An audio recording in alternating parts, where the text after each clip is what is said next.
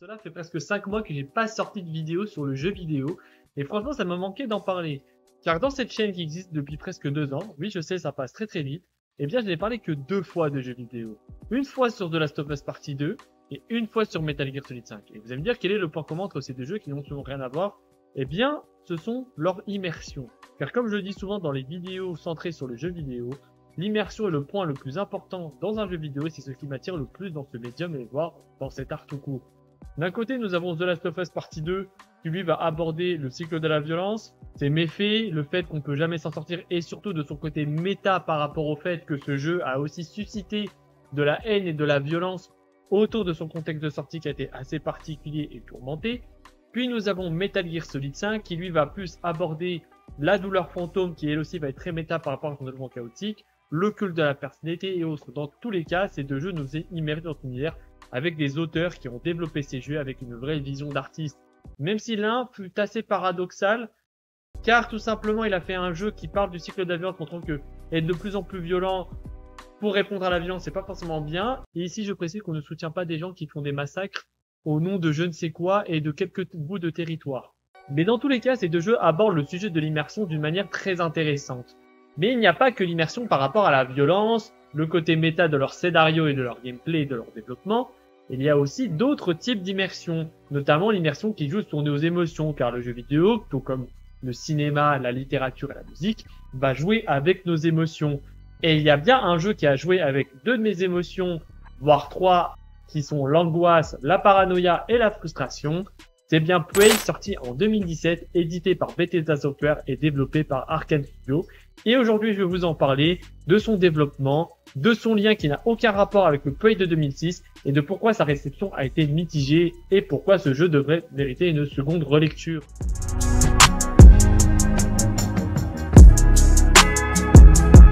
Pour les personnes qui jouent aux jeux vidéo de près ou de loin, quand je vous parle de Prey, vous allez forcément penser au Prey de 2017, qui est le Prey le plus connu de la saga. Enfin, saga de plutôt des jeux qui s'appellent Prey. Car avant Prey 2017, il y a eu Prey en 2006.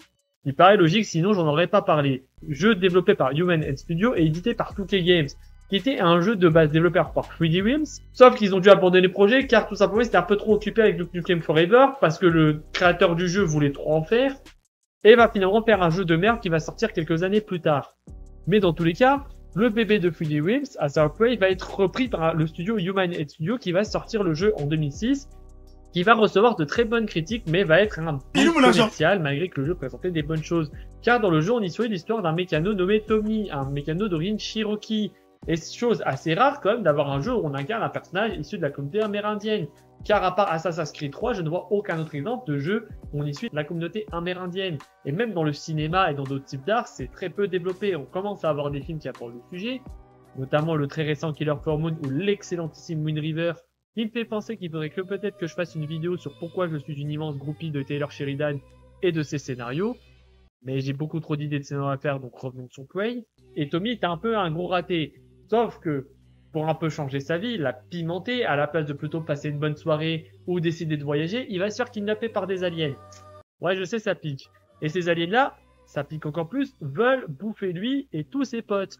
Donc Tommy va décider de prendre son courage à deux mains, il va vouloir prendre des armes à gravité et tuer tous ces aliens pour sauver ses potes. Le jeu, comme dit précédemment, a rencontré un très gros succès car tout simplement le gameplay était assez innovant, le jeu était pas trop dégueu graphiquement, était plutôt jouissif à jouer, mais le jeu va pas rencontrer un énorme succès commercial car la communication était trop faible et il n'a sorti que sur Xbox 360, donc ça fait que ça a été pas mal compliqué pour que le jeu se vende. Sauf que quelques années plus tard, à la grande surprise générale, à l'E3 2011, une suite à Prey va être annoncée, nommée, mon tambour, Prey 2, comme c'est original. Et Prey 2, lui, par le coup, va être très original car tout simplement, il va aller à contre-courant de Prey 1. Parce que Prey 1 est un immersive sim. Mais vous allez me dire, mais c'est quoi un immersive sim? Eh bien, c'est très simple. Un immersive sim, c'est un jeu sous-genre du FPS, très généralement, où on va incarner un personnage dont on sait très peu de choses sur lui, qui va se trouver dans une sorte de zone ouverte, pas un open world, une zone ouverte, voire plusieurs zones ouvertes, où il aura une quête et 1001 façons de la réaliser, que ce soit par l'infiltration, l'action, les énigmes et autres. Sachant que les immersive sims seront saupoudrés d'un peu de Metroidvania pour pimenter le tout.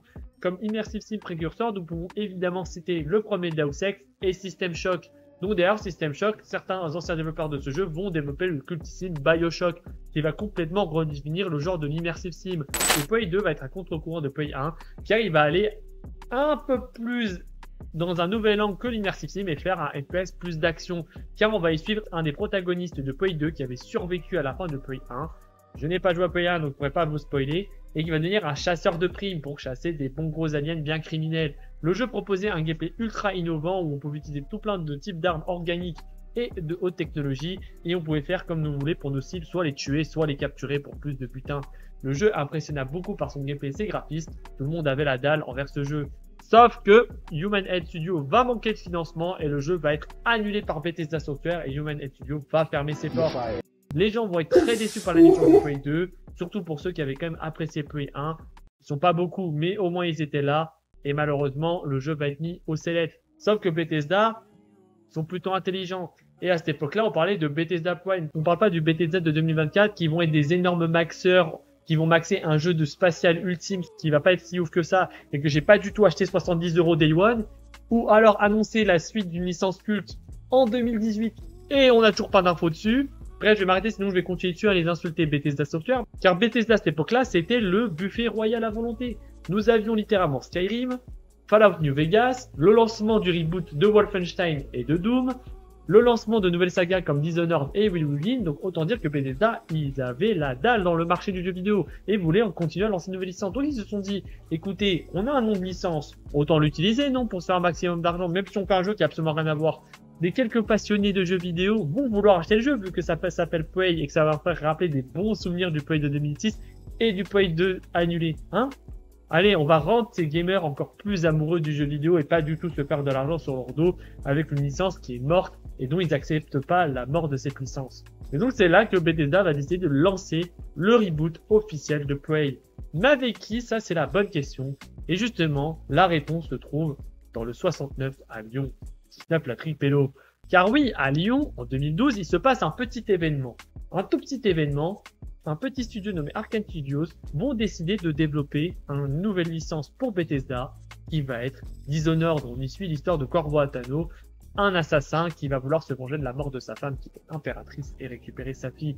Le jeu va impressionner énormément par rapport à son gameplay ultra innovant mélangeant assassinat discret à la Assassin's Creed 1. C'est un comparatif très grossier, limite insultant, mais c'était pour que vous compreniez l'idée que lui c'est réellement un vrai jeu d'assassinat, pas comme Assassin's Creed.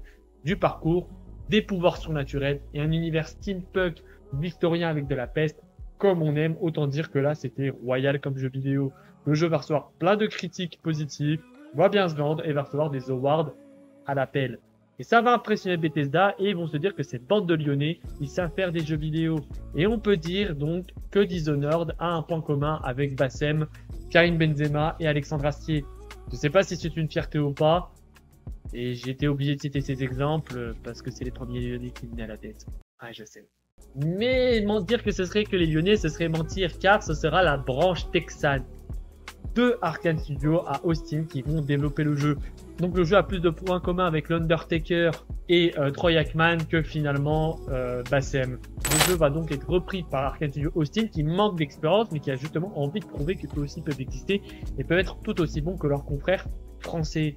Et le jeu va être annoncé en l'E3 2016. Après une année très chargée pour Bethesda avec la sortie de Doom qui lui est développé par Arkane Studios Lyon. Le jeu va pas mal plaire lors de sa bande-annonce car on y voit un jeu pas mal angoissant, reprenant les codes de Dishonored mais créant une nouvelle franchise. Et surtout les gens vont dire mais attends, le reboot de Prey n'a absolument aucun rapport avec le Prey de 2006 ni même le Prey annulé. Après vous allez dire ouais mais c'est un reboot. Mais regardez le reboot de God of War de 2018 même s'il est lié scénaristiquement avec God of War 2005, Mortal Kombat 10 et Mortal Kombat 1, Hitman 1 et le Hitman de 2016 ils sont quand même pas mal reliés même si c'est des reboots.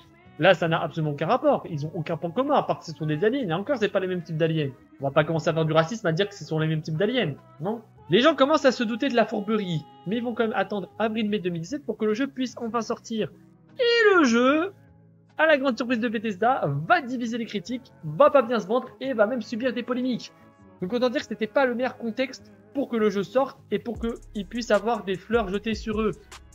Et le jeu va énormément bider. Le jeu va donc faire annuler le potentiel suite de Prey 3 et à part quelques DLC, notamment un qui se passe sur la lune et du multijoueur ajouté, Le jeu, c'est officiellement fini, Prey n'existera plus. Ils ont tenté 2 fois, on peut plus refaire la même erreur, autant arrêter.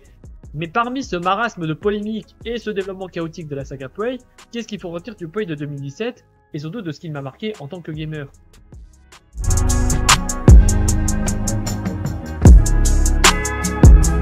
Ça fait quand même la deuxième vidéo qu'on a en facecam et je commence un peu plus à me livrer à vous-même. Et je vais vous parler d'une chose qui me plaît beaucoup dans le jeu vidéo et que j'ai parlé précédemment, c'est l'immersion.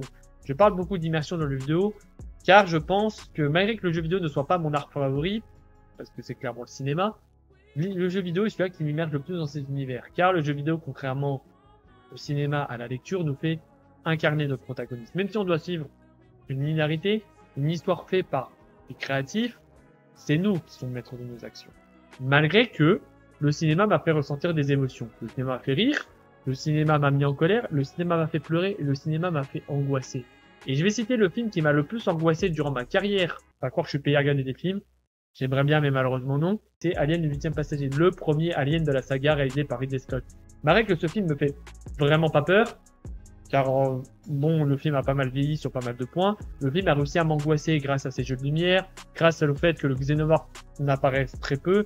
Et Alien, j'ai toujours voulu retrouver ces sensations d'angoisse et de paranoïa que le xénomorphe me faisait. Et malgré la création du jeu Alien Isolation que j'ai toujours pas joué, je l'avais retrouvé dans aucun jeu, ni même dans un Resident Evil, où Resident Evil 7 ne m'avait absolument pas fait peur. Mais en 2019, j'ai décidé d'acheter Prey, de lui donner une chance. Et je pensais que le jeu allait être un jeu d'action où j'allais pouvoir tambouriner de l'alien. Quelle ne fut pas ma surprise que c'était littéralement moi qui allait me prendre une grosse hagra vidéoludique avec ces aliens.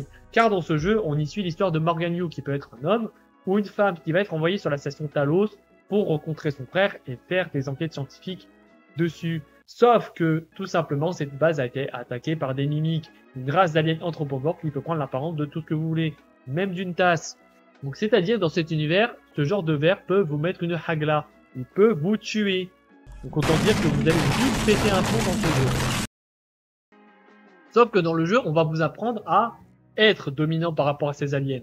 Car Morgan Yu va tout simplement décider d'attaquer ces aliens, de reprendre le dessus sur eux, déjà en apprenant de l'ADN mimique dans son corps pour pouvoir avoir des pouvoirs, car c'est un jeu arcane, fallait garder cette composante-là, et surtout dans les immersive sims, on aime bien avoir cette composante, et vous allez devoir explorer les mystères de Talos à travers des cassettes, à travers des écrits, des dialogues, car le but d'un immersive sim, c'est de ne pas avoir un cerveau linéaire, mais plutôt un cerveau déconstruit, suivre le scénario ou ne pas le suivre, et s'il le suit, il le suit de manière décousue. À lui de trouver sa propre quête. L'immersive sim, c'est être libre. Et surtout galérer, car dans le jeu, vous allez galérer, car certes, même si vous voulez dominer ces aliens, avec un glue gun et des pistolets silencieux, les aliens vont prendre le dessus, et ces aliens-là vont créer de la paranoïa, de l'angoisse. Vous allez traverser les niveaux, et en ayant peur, en tremblant sur votre manette, de peur qu'une tasse, qu'une poubelle vous attaque, ce qui arrive totalement dans le jeu.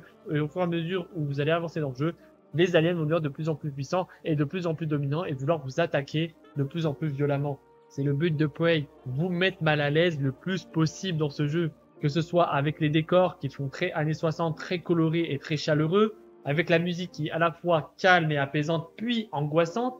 Dès que les mimiques vous attaquent, par surprise, la musique va s'accélérer. Le fait que vous avez très peu de munitions, certains personnages secondaires qui sont très glauques, autant dire que le jeu est là pour vous déstabiliser. C'est de l'horreur pure et dure. Le jeu va pas vous faire sursauter, mais le jeu va vous angoisser. Et autant dire que si vous jouez à ce jeu à 23 h dans le noir avec un casque et que vous ayez personne dans votre appartement, je vous jure que la prochaine fois que vous allez boire une tasse de café, vous allez y penser 2 fois. Et donc ce jeu m'a fait vraiment pas mal peur par rapport à cette angoisse que Arkane Studios réussit à faire avec le level design où tout est fait pour que vous vous perdiez, pour que vous vous retrouviez en même temps et que ces mimiques-là puissent vous attaquer à n'importe quel moment. Et le jeu va au fur et à mesure augmenter ses difficultés, voire limite en devenant frustrante, car le jeu va décider littéralement vraiment de vous faire une vraie hagra. Car au fur et à mesure, vous allez avoir des drones militaires, des colosses et des têtes de mimiques. Autant dire que vous allez venir dans la première zone du jeu, vous retrouver avec ça et vite repartir et dire que vous allez finir le jeu le plus rapidement possible pour vous débarrasser de ce pur cauchemar. Car c'est pas avec vos 2 balles de glue gun et le fait que vous allez prendre la place d'une poubelle que vous allez éliminer tout ça.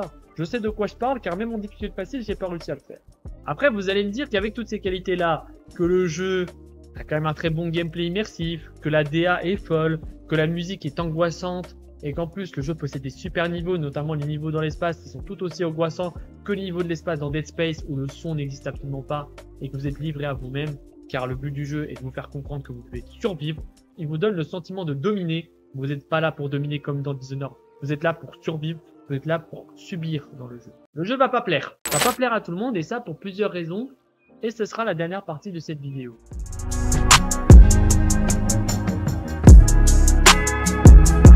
Car Prey, malgré ses bonnes qualités, possède aussi ses défauts. Comme j'ai dit, le jeu est assez frustrant. Le jeu possède un scénario qui est assez mid, une fin qui est vraiment pas bonne, une boucle de gameplay qui marche beaucoup moins que dans Dishonored, car je pense l'idée d'avoir fait un monde ouvert n'était pas forcément une bonne idée. J'aurais préféré que ce soit plein de petits niveaux qui sont interconnectés par des cinématiques et un hub, ce qui n'est pas le cas.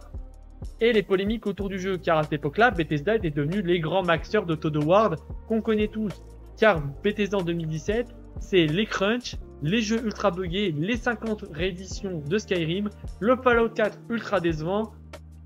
Autant dire que là, ça sentait pas bon pour Prey. Et Prey va sortir avec beaucoup de bugs, va sortir avec un gameplay pas innovant, va sortir en demi-teinte. Et le jeu va être mal reçu et va pas se vendre. Et donc le jeu va annuler toute potentielle suite, tout potentiel univers autour de Prey, ce qui n'était pas le cas de Dishonored, où Arkane Studios au contraire ont été acclamés par toutes les critiques en disant que Dishonored 2 était potentiellement le GOTY de 2016, carrément.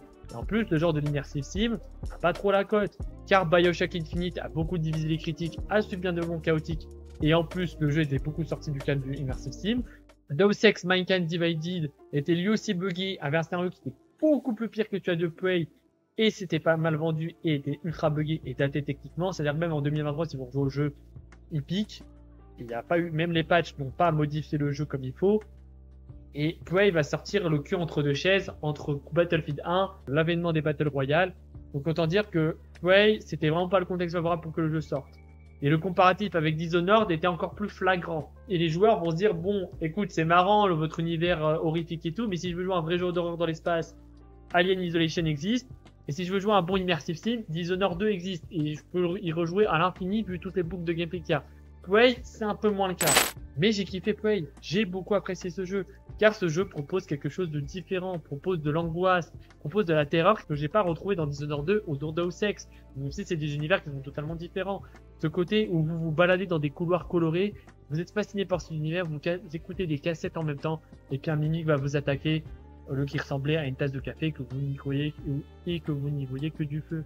C'est ça la force de Prey. Prey a réussi à rassembler l'horreur spatiale et l'immersive sim pour faire un mélange qui passe super bien.